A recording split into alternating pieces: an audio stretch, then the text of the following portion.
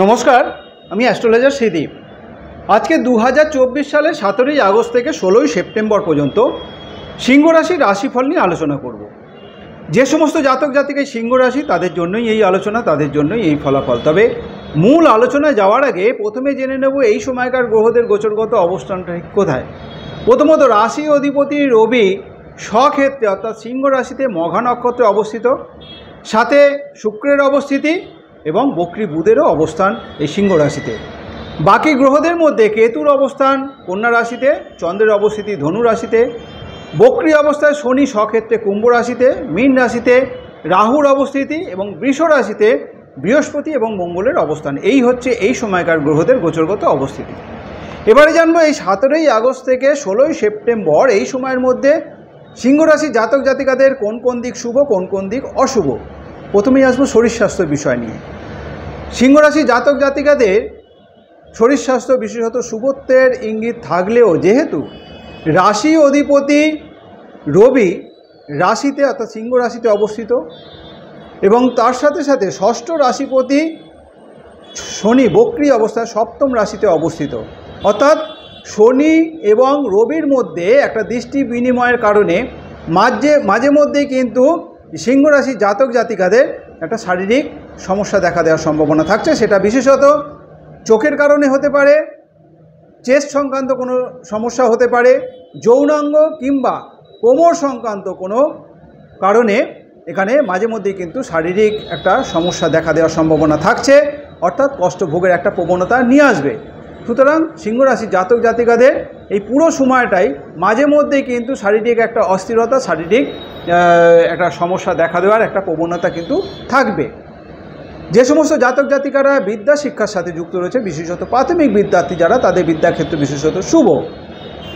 চতুর্থ রাশিপতি মঙ্গল দশম রাশিতে অবস্থিত হয়ে চতুর্থ রাশিতে দৃষ্টি দেওয়ায় এই সময় কিন্তু নিজের পরিশ্রম এবং মেধার মাধ্যম দিয়ে প্রাথমিক বিদ্যার্থীরা বিদ্যাক্ষেত্রে একটা সফলতা অর্জন করবে।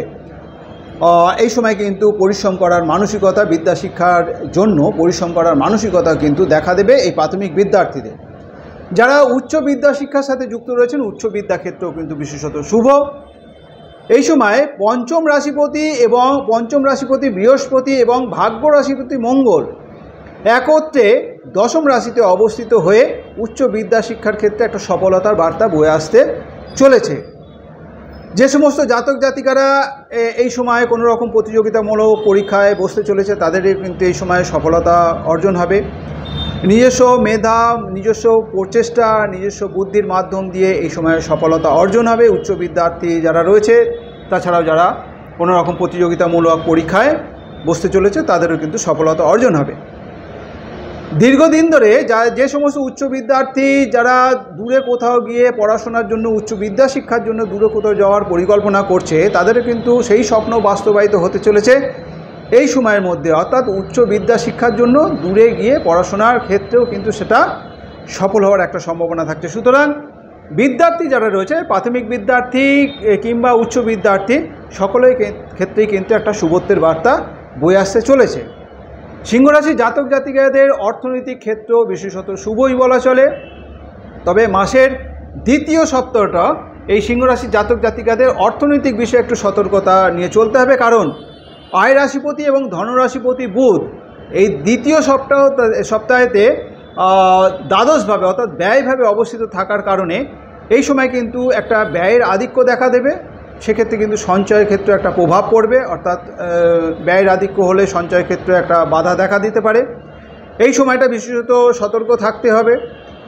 বাকি সময়টা অর্থাৎ মাসের প্রথম দিকটা এবং তৃতীয় সপ্তাহ থেকে বাকি সময়টা অর্থনৈতিক ক্ষেত্রে যথেষ্ট সচ্ছলতা থাকবে, যথেষ্ট উপার্জন বৃদ্ধি হবে, কারণ এই সময় ধনরাশিপতি এবং আয় রাশিপতি বুধ রাশিতে রাশি অধিপতি রবির সাথে অবস্থিত থাকার কারণে এখানে যথেষ্ট পরিমাণে আয় উপার্জনে একটা ইঙ্গিত থাকছে, যথেষ্ট পরিমাণে সঞ্চয়ের কিন্তু একটা ইঙ্গিত থাকছে। নিজ বুদ্ধি, নিজ পরিশ্রমের মাধ্যম দিয়ে এক সময় কিন্তু যথেষ্ট উপার্জন যেমন হবে তেমনই কিন্তু যথেষ্ট সঞ্চয়ও আশা করা যায়। যে সমস্ত জাতক জাতিকারা বিভিন্ন কর্মের সাথে যুক্ত রয়েছেন, সেটা বেসরকারি ক্ষেত্র হতে পারে, সেটা সরকারি ক্ষেত্র হতে পারে, এই সময় তাদের জন্য শুভত্বের বার্তা থাকছে। কারণ কর্মরাশিপতি শুক্র, রাশি অধিপতি রবি এবং আয় রাশিপতি বুধ একত্রে রাশিতে অবস্থিত থাকছে। তার সাথে পঞ্চম রাশিপতি বৃহস্পতি এবং ভাগ্য রাশিপতি মঙ্গল একত্রে কর্মরাশিতে অবস্থিত হওয়ার কারণে, অর্থাৎ এই শুভ গ্রহের একটা প্রভাবের কারণে এই সময় চাকরিজীবীদের জন্য একটা শুভত্বের বার্তা বয়ে আসতে চলেছে। নিজের পরিশ্রম, নিজের একাগ্রতার মাধ্যম দিয়ে এই সময় কর্মক্ষেত্রে সফলতা অর্জন হবে। এমনকি এই সময় কর্মক্ষেত্রে একটা সম্মান বৃদ্ধি পাবে, প্রমোশন হওয়ার অর্থাৎ পদোন্নতি হওয়ার একটা সম্ভাবনা থাকছে। তার সাথে সাথে পদোন্নতির মাধ্যম দিয়ে দূরে কোথাও বদলি হওয়ার একটা সম্ভাবনা থাকছে। অর্থাৎ চাকরিজীবীদের জন্য কিন্তু এই সময়টা একটা সফলতার আশা করা যাচ্ছে। যে সমস্ত উচ্চশিক্ষিত যোগ্যতাপূর্ণ বেকার যুবক যুবতী রয়েছে সিংহ রাশির, তাদের জন্য কিন্তু এই সময় একটা শুভত্বের বার্তা বয়ে আসতে চলেছে, অর্থাৎ ভালো চাকরি লাভের একটা সম্ভাবনা থাকছে। যারা ব্যবসা বাণিজ্যের সাথে যুক্ত রয়েছেন, ব্যবসা ক্ষেত্র বিশেষত শুভই বলা চলে। ব্যবসার মাধ্যম দিয়ে যথেষ্ট পরিমাণে আয় উপার্জন বৃদ্ধির যোগ প্রবলভাবে দেখা দিচ্ছে। নতুন নতুন বেশ ভালো যোগাযোগ এই সময় আসবে। সেই যোগাযোগগুলোর জন্য এই সময় কিন্তু ব্যবসা ক্ষেত্রের মধ্যে একটা যেমন ব্যস্ততা বাড়বে, তেমন ব্যবসাকে নিয়ে কিন্তু একটা চাপও বৃদ্ধি পাবে। সুতরাং ব্যবসায়ীদের জন্য কিন্তু এই সময়টা বিশেষ শুভত্বের বার্তা থাকছে, উপার্জনও বৃদ্ধি পাবে। যারা দাম্পত্য জীবনযাপনের সাথে যুক্ত রয়েছেন, দাম্পত্য জীবনযাপন এই সময় অর্থাৎ দাম্পত্য ক্ষেত্রে বিশেষত শুভত্বের বার্তা বয়ে আসতে চলেছে। স্বামী স্ত্রীর মধ্যে মনের মিল থাকবে, পারিবারিক সুখ শান্তি বজায় থাকবে। এই সময় গৃহে কোনো শুভ অনুষ্ঠানও হওয়ার সম্ভাবনা থাকছে। তার সাথে সাথে স্বামী অথবা স্ত্রীর মাধ্যম দিয়ে বৈষয়িক একটা শ্রীবৃদ্ধি হওয়ার একটা সম্ভাবনা থাকছে। অর্থাৎ পারিবারিক সুখ শান্তি যেমন বজায় থাকবে, তেমনি সম্পত্তিগত বিষয়ে কিছু প্রাপ্তি হওয়ার সম্ভাবনা থাকছে। বিশেষত মাসের দ্বিতীয় ভাগে সম্পত্তিগত বিষয়েও কিন্তু এখানে কিছু প্রাপ্তির একটা সম্ভাবনা থাকছে। সেটা যদি দীর্ঘদিন ধরে কোনো পরিকল্পনা থাকে কোনো সম্পত্তি কেনার, সেটাও বাস্তবায়িত হতে পারে, কিংবা কোনো পারিবারিকগত বিষয়ে যদি কোনো রকম প্রাপ্তির সম্ভাবনা থাকে, সেটাও কিন্তু এই সময় বাস্তবায়িত হওয়ার একটা সম্ভাবনা থাকছে। সুতরাং সিংহ রাশি জাতক জাতিকাদের দাম্পত্য জীবনযাপন যেমন ভালো, দাম্পত্য ক্ষেত্র সুখ শান্তি বিরাজ করবে, তেমনই কিন্তু স্বামী অথবা স্ত্রীর মাধ্যম দিয়ে বৈষয়িক একটা শ্রীবৃদ্ধি হওয়ার সম্ভাবনা থাকছে। যে সমস্ত জাতক জাতিকারা অবিবাহিত, যারা দীর্ঘদিন ধরে বিবাহের জন্য চেষ্টা করছেন, এই সময় যোগাযোগ বৃদ্ধি পাবে, এমনকি পাকা কথা হওয়ারও সম্ভাবনা থাকছে। যারা বিভিন্ন পেশার সাথে যুক্ত রয়েছেন, তাদের জন্য এই সময়টা শুভ।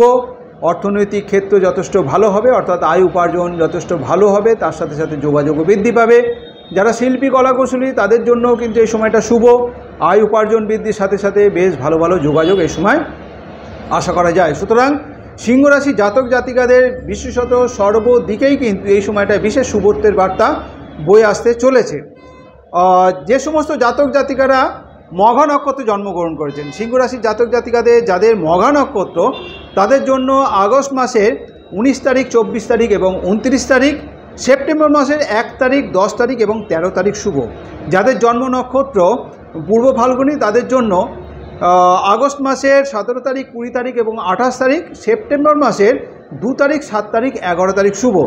যাদের জন্ম নক্ষত্র উত্তর ফাল্গুনী, তাদের জন্য আগস্ট মাসের 21 তারিখ, 25 তারিখ এবং 30 তারিখ, সেপ্টেম্বর মাসের 3 তারিখ, 12 তারিখ এবং 16 তারিখ শুভ। শুভ দিক হিসেবে উত্তর অথবা পূর্ব দিক আপনাদের জন্য শুভ। শুভ বার রবিবার এবং মঙ্গলবার। আর শুভ রং অবশ্যই লাল এবং কমলা রং। যে কোনো শুভ কাজের জন্য, শুভ কাজের দিনে যদি এই লাল অথবা কমলা রঙের পোশাককে বিশেষভাবে ব্যবহার করা হয় এবং তার সাথে সাথে রবিবার এবং মঙ্গলবারটাকে যদি বিশেষভাবে ব্যবহার করা হয়, তাহলে শুভ ফলের পরিমাণ কিন্তু অনেকাংশে বৃদ্ধি পাবে এবং সফলতার আশা করা যাবে। এই যে আলোচনা, এই যে রাশিফল, এটা বিশেষত এই সময়কার গ্রহদের গোচরগত অবস্থানের পরিপ্রেক্ষিতেই এই আলোচনা। এই সিংহ রাশি জাতক জাতিকাদের ব্যক্তিগত জন্মরাশি চক্রে গ্রহদের অবস্থান যদি শুভ অবস্থায় থাকে এবং তার সাথে সাথে বর্তমান গ্রহদের দশা অন্তর্দশার ফলাফল যদি শুভত্বর দিকে ইঙ্গিত দেয় তাহলে শুভ ফলের পরিমাণ বেশি হবে। কিন্তু যদি সিংহ রাশি জাতক জাতিকাদের ব্যক্তিগত জন্মরাশি চক্রে গ্রহদের অবস্থান যদি অশুভ অবস্থায় থাকে এবং তার সাথে সাথে বর্তমান গ্রহদের দশা অন্তর্দশার ফলাফলও যদি অশুভত্বর দিকে ইঙ্গিত করে তাহলে শুভ ফলের পরিমাণ কম হবে।